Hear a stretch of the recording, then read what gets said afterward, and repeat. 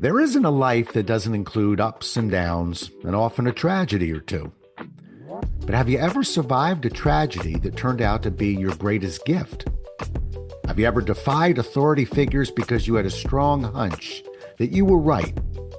Have you ever done everything a doctor told you only to find yourself sicker than before you began treatment? Well, I've got an award-winning author I'd like you to meet who overcame all three of those obstacles. But a burning question continually nagged at her. Why was she able to conquer depression while her mother stayed locked in darkness for over half her lifetime? Get ready to solve this mystery because we're going to learn more about this author's book and the writing process she followed to create it. Welcome to A Book Finds You podcast. This week's guest is Anne Bracken. Join us as she shares the inspiration behind her book, along with her writing process, routines, and challenges. And now, here's your host, best-selling author, Rob Jolles. Today's guest, Anne Bracken, has published 3 poetry collections and a memoir. She serves as a contributing editor for Little Patuxent Review and co-facilitates the Wild Reading Poetry Series in Columbia, Maryland. Her poetry essays and interviews have appeared in numerous anthologies and journals, including Awakenings Review, Mad in America, Gargoyle, and Best American Poetry. Her book, Crash, a memoir of over-medication and recovery. That's the book. That's what we're going to be talking about. So happy to have you with us. So welcome to the show, Anne. Nice to be here, Rob. And you see me too. It's okay. We're on Zoom and we're looking right at each other. Pleasure to have you here. I want to dive into this book. And, you know, the show's called A Book Finds You, but every now and then I have kind of a wry smile because sometimes those findings are a little bit more powerful than others. So right off the bat, let's hear it. How did this book find you? Okay. Back in the 90s, I suffered a very prolonged depression, about 4 years. I did everything the doctor said, drugs, hospitalization, ECT, nothing worked. I had a chronic migraine for 7 years. Again, nothing worked. I was taking a lot of opioids. And the reason the book is called Crash is because I had 2 car accidents. And I realized that whatever the doctors were telling me to do wasn't working, and I needed to go in another direction. So I sought the help of an energy healer, and I was able to stop all the opioids and the pain medicine for the headache within 4 months. Oh. The larger question was the depression, and why did I need to continue taking all these drugs if I hadn't been depressed for quite a while? Right. So I was teaching at the University of Maryland, and a few of my students were doing research on psychiatric drugs and the problem of over-medication. So I started reading their papers, and I thought, I've never heard this before. What are they talking about? And they kept citing a book by Joseph Glenmullen, who's a doctor at Harvard, and the book was called Prozac Backlash. So I read the book, and what I learned alarmed me. The lack of research about antidepressants, the long-term negative effects they can have. And I talked with my therapist and decided to discontinue the drugs. So I thought I was done. I thought I was finished. But in about 2016, I came across this author named Sam Quinones, who wrote a book called Dreamland. And he details the beginnings of the opioid crisis, where doctors were telling patients you can't get addicted to opioids if you take them for pain. And he talked about the over-medication issue and the way doctors just were giving out these drugs like candy. And I realized that was exactly what happened to me. Yep. My doctors told me, no, you can't get addicted. These drugs are fine to take with psychiatric drugs. And I just kept getting worse and worse. So once I heard Quinones speak, I decided to write a book and explore what was happening. Do you think the doctor's getting this wrong? Do you think it was laziness or do you think it was ignorance? I come down on the side of they have a framework and they have a model and they have a way of looking at things. So, when they think about migraine headache, they think about drugs and then more drugs and then a hospitalization. They don't think about, well, gee, I wonder what's causing this migraine. This person is 40 some years old. She's never had a migraine before. This migraine is lasting despite all these medications. What's going on? They don't look at the cause, they just keep medicating. That's what I think. That's their Yeah. model. Yeah. It's strange, but by the way, I'm a Maryland alum.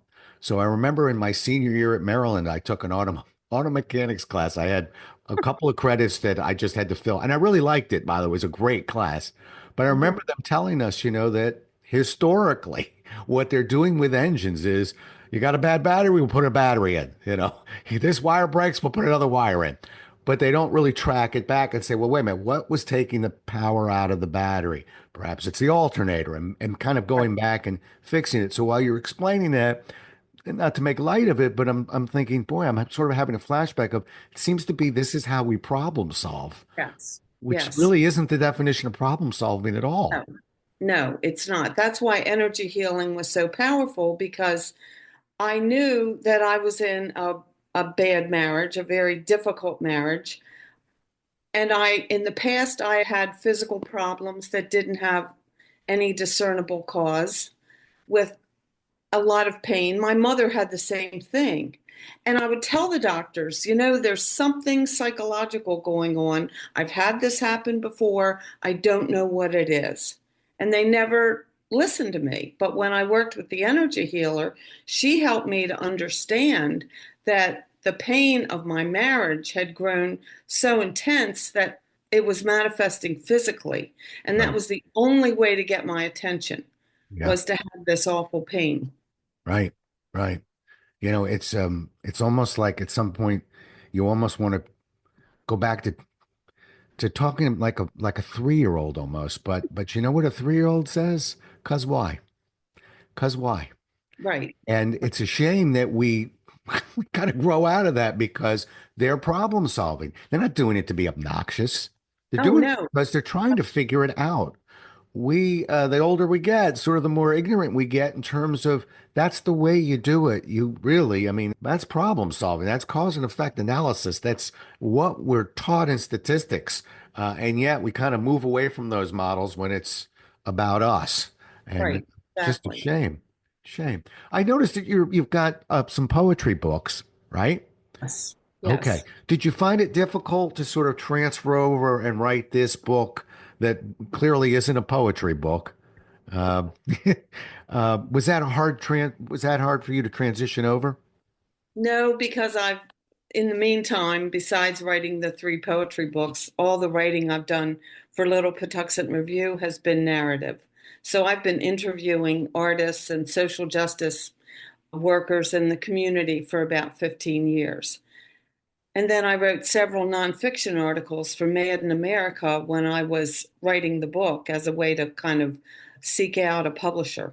Right, right. Do you begin when you do that? Do you begin with the end in mind, or do you kind of outline the whole thing, or you just let your fingers take you where they need to go? No, I tend to outline. Yeah, I tend to figure out what is it that I want to say, and then what's the best way to open the article.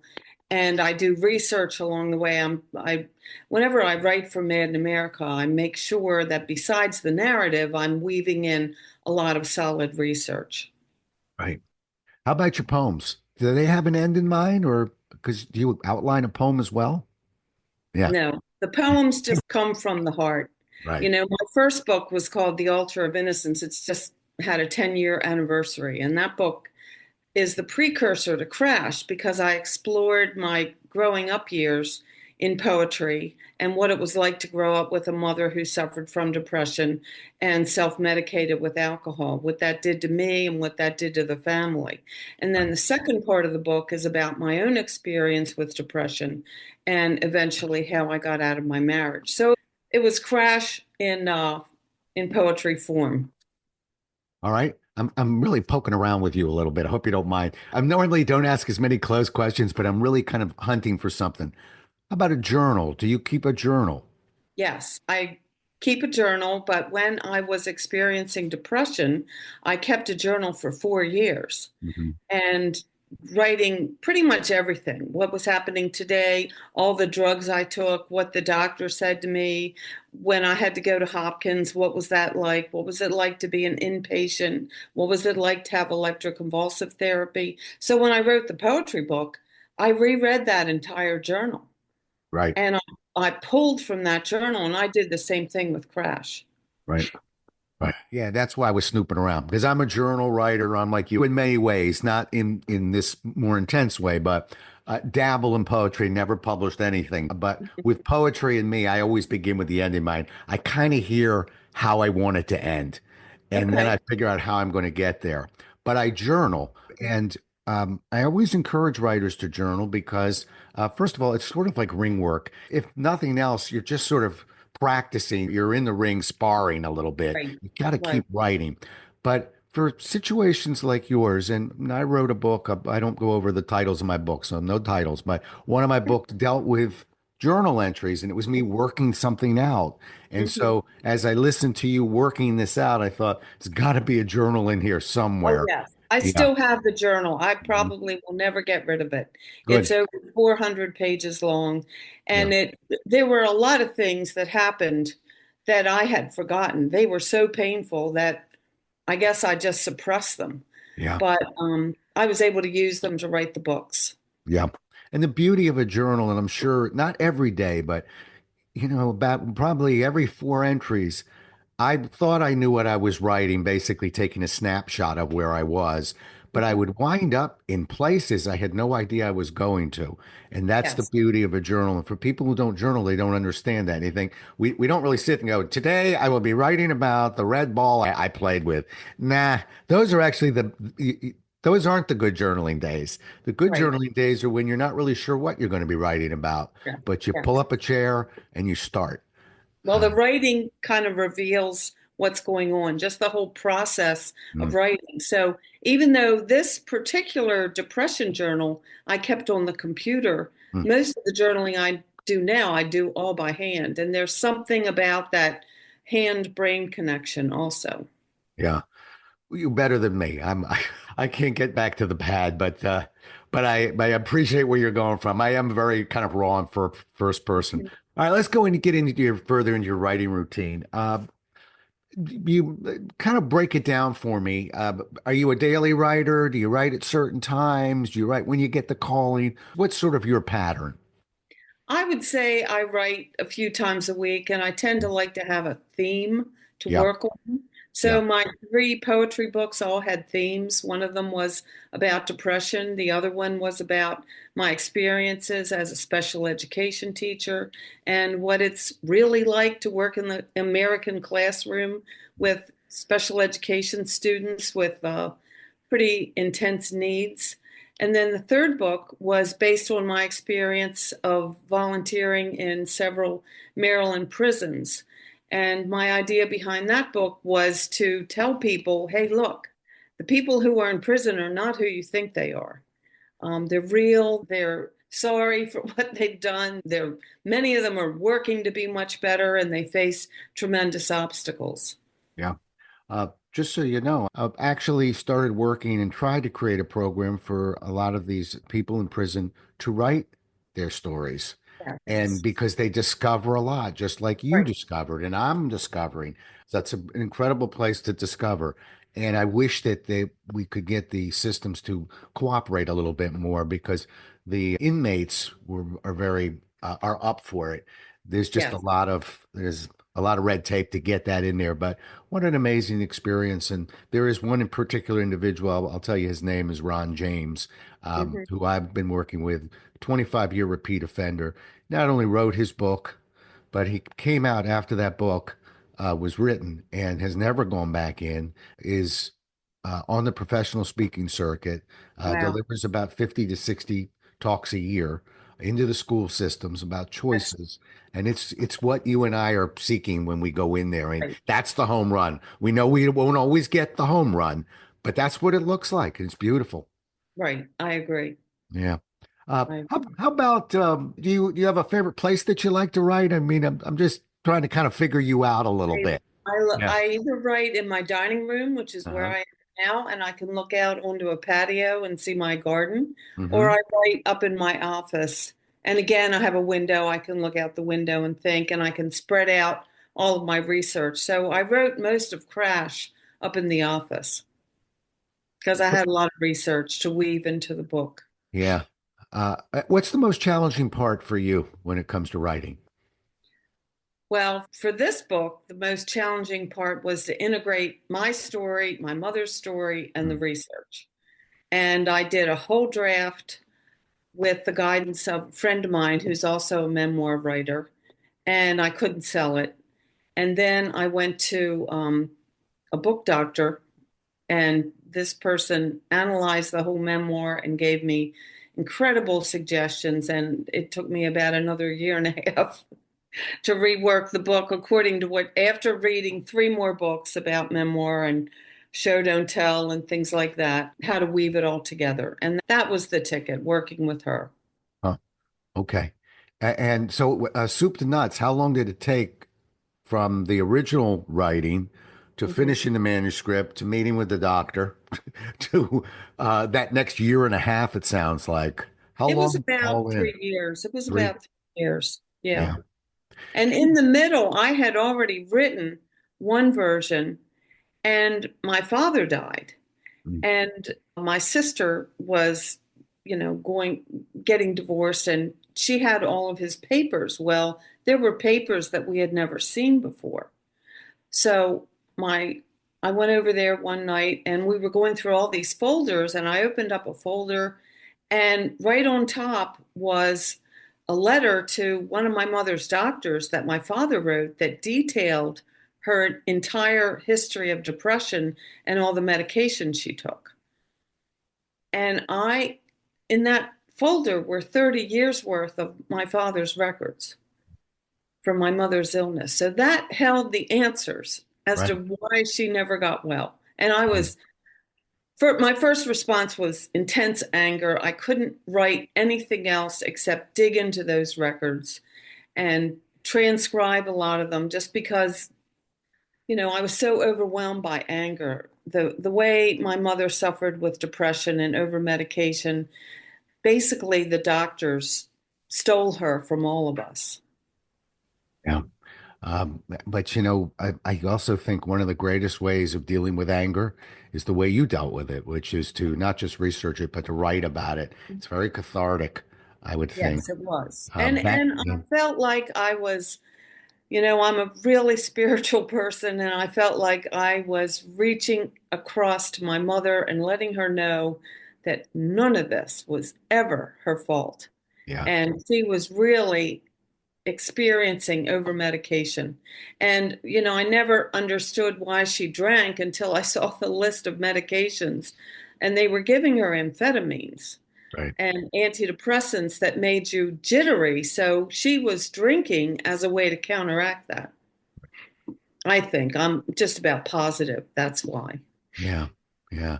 I've been in the assisted living facilities and places like that, and you can see there's an enormous amount of medication going on. Let's just put it that way. And Yes, what I really fear, and I think you were seeing, is that um, it- by themselves, medications certainly have some value. I'm not a doctor, but when we keep medicating and medicating, we have pills and medications that are interfering with other medications and creating a yes, completely different reaction that a new yes, medication is trying to solve.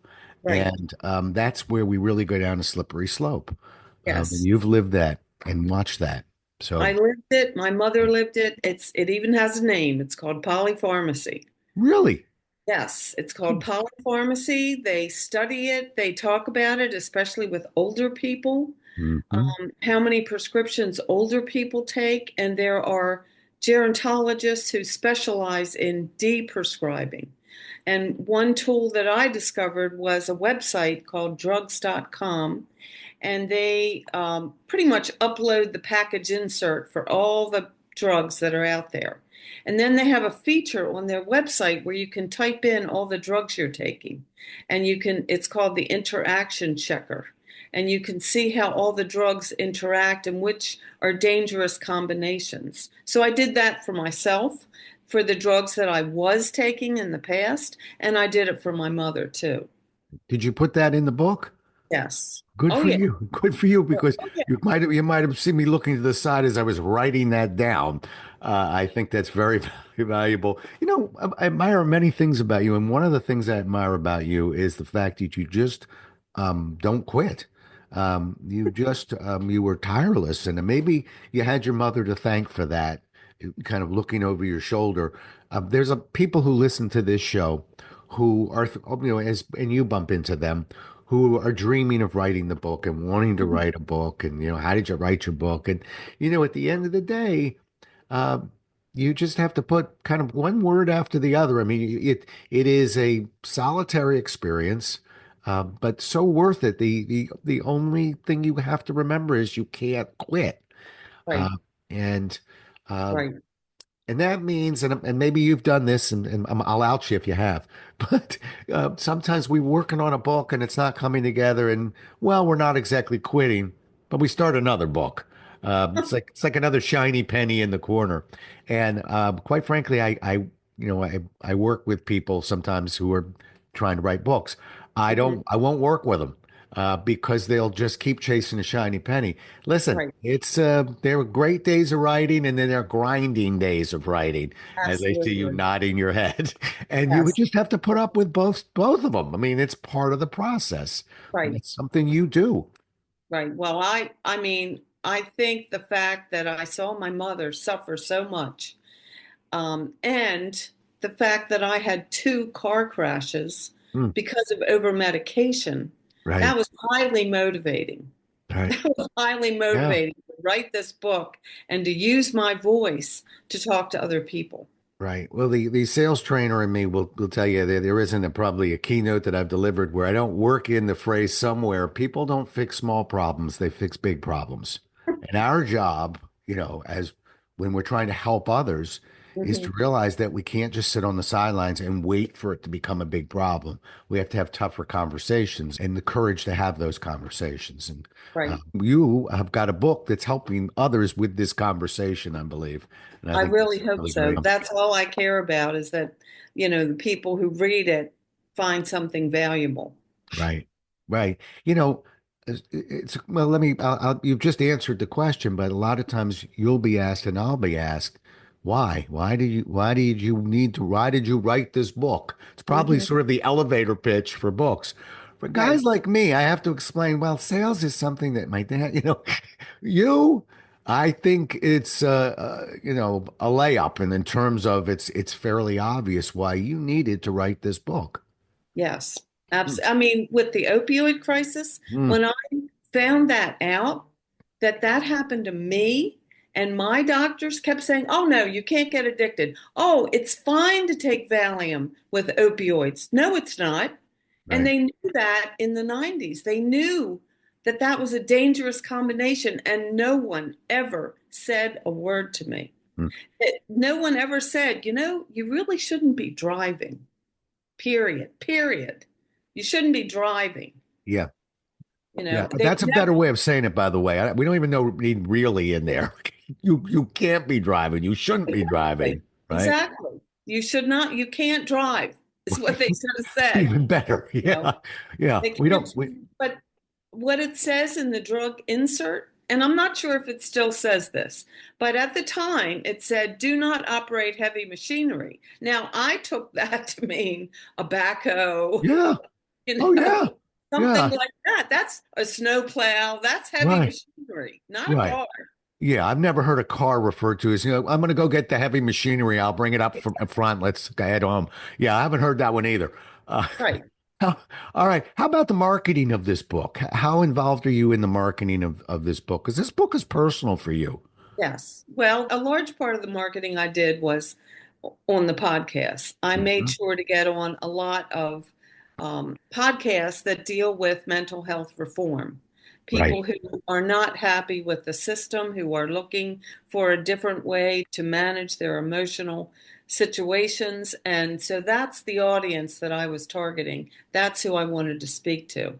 And I've also done a presentation at Maryland Writers Association on pretty much like what we're talking about today, Mhm. how I wrote the book, how the book came to be, how do you use medical research to support a personal story that you're telling. So those are the main things. And then I've done a number of readings around the area. I also worked with a partner who wrote a nonfiction book based on his family. And so the two of us talked about our processes with research, even though they were very different stories. Right. And we just kind of supported each other in the dialogue. Are you still teaching at Maryland? No, I left in 2016. Okay. So that set me up for my next question. It was a trick. So the, the trick I was getting to was, what about you starting a podcast? You ever thought about that? My daughter keeps telling me I should start a podcast. Yes. We'll take that one off the air. But I think you might, there's some staying power to this message, is what I'm feeling. And so, and it's certainly a calling of yours. And so it's, it's not everything is solved with a podcast, but with Right. you, I can already tell you you're the second author we've had on. I think this is our 20th show now. I'm guessing, but I think we're in the ballpark. That's already two authors that are dealing with this type of situation. The other author coming from a different angle, all the ADD medication that's Oh going yeah, on out there. I've written about that too. I've Right. written for Mad in America about Hmm. managing ADHD without drugs because I was a Right. special ed teacher, Hmm. and God forbid I had absolutely no training. I had no idea what stimulant drugs did. The only thing they told us was that if a child has ADHD, the drug calms them down. Period. That's all they said. I didn't know anything else. And I can remember meetings, sitting around what they called a screening meeting with all the other special ed people, recommending that these 7-year-old children, usually boys, who were the youngest in the class almost always, be given a stimulant medication. And it broke my heart once I started learning about it. And by the time I was teaching high school and I saw kids on stimulant medication, something was dawning. And I was beginning to realize, well, number one, they're bored because there's not enough activity in the classroom, especially for boys. You need to engage people more. You need to make it more creative. You can't just have them sit there for 45 minutes and read a play. That's really boring. So I began to have a change of mind, but it was really writing Crash where I saw that my mother was given amphetamines. So I did a lot of reading about amphetamines. Right. Well, all right. I'm just giving you a little nudge here to say, um, this is an important message to get out. It's going to Thank get out through your book. It's going to get out you. through the podcast you're appearing on, but there's a lot of people that need to hear this message. So something to think about. Well, maybe we can talk later. Yeah, yeah. All right, let's bring her in for a landing here. Note taken, not to worry. So, one last piece of advice you give an aspiring writer, somebody who's listening right now and saying, I just don't know if I can. I see the dream. I want the dream. I think a book has found me, but Mhm. can I do it? What one or two tips would you tell them? I would say if you feel that strongly about it, go ahead and pursue it. Start somewhere. Either read a book about the kind of work that you want to do, work with a mentor, find somebody maybe in Maryland Writers Association, take a class, but start the project. Do Yeah, something small to start the project.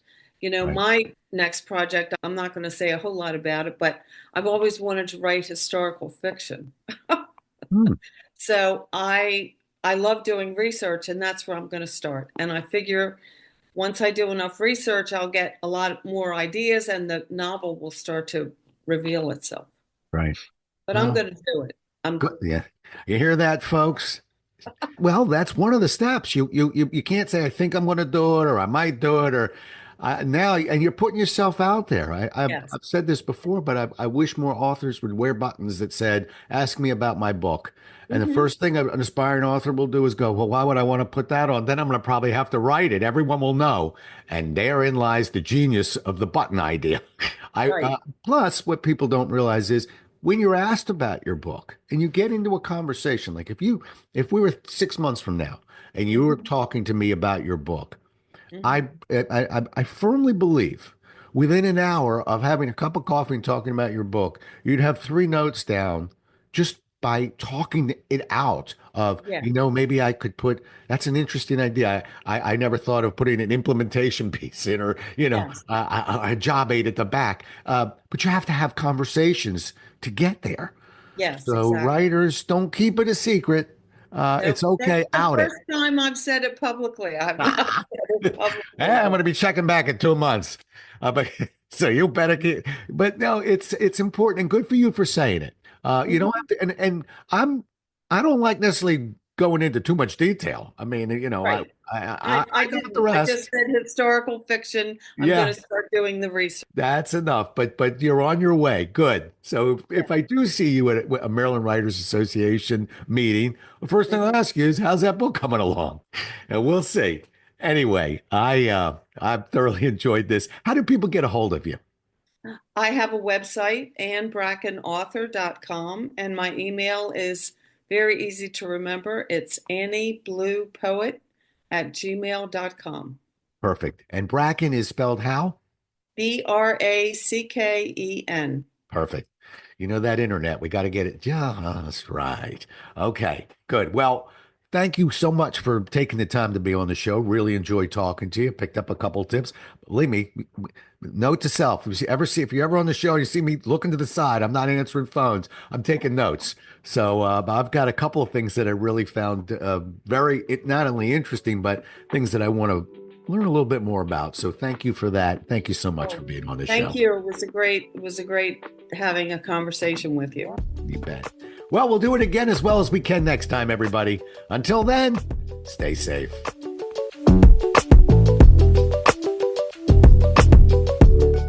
Thank you for listening. If you enjoyed today's guest author, we'd love you to rate, review, and share this episode with others. If you'd like more information on today's guest or the Maryland Writers Association, please visit our website at marylandwriters.org. You can also find out about the history of the Maryland Writers Association by listening to our first podcast, Episode 0.